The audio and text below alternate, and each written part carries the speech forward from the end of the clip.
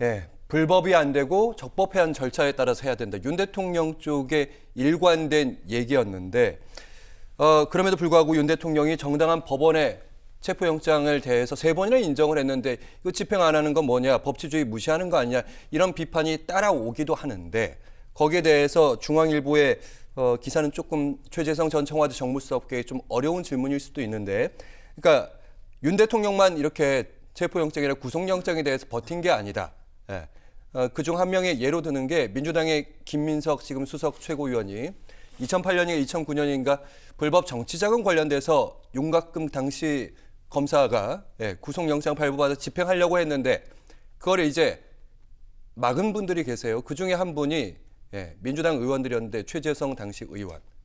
여기에 대해서 어떤 답변을 갖고 계신지. 우선은요, 상황이 좀 다른데요. 저는 그 개인적으로 좀 소신이 있었어요. 김민석 최고가 정치자금법으로 검찰이 수사하고 기소를 한 사건이거든요. 그런데 김민석 의원이 정치적으로 그야말로 주저앉고 낭인이 됐을 때 얘기예요. 그래서 2005년도인가 그때 이제 미국 유학, 중국 유학 요 시절에 지인의 도움을 받았다는 것을 정치자금법으로 수사를 한 거예요. 당시 야당 소속 최고위원에게.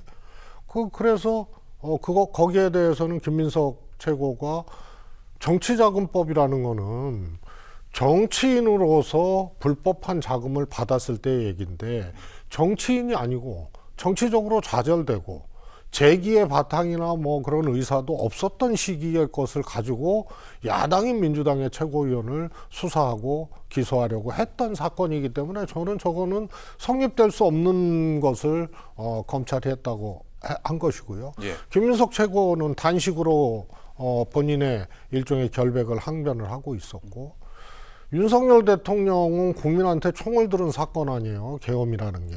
예. 그래서 탄핵이 됐고 지금도 경호처가 직무는 정지되되 지위는 유지되고 있는 윤석열 대통령에 대해서 정상적인 사법 절차를 지금 막고 있는 거 아니에요? 예. 물리적으로 막고 있는 거예요. 그래서 당시는 저항이라고 봐야 되는 거고 지금은 국민에게 총을 들고 지금도 무장을 하고 대통령을 정화하고 있는 과정 아니에요.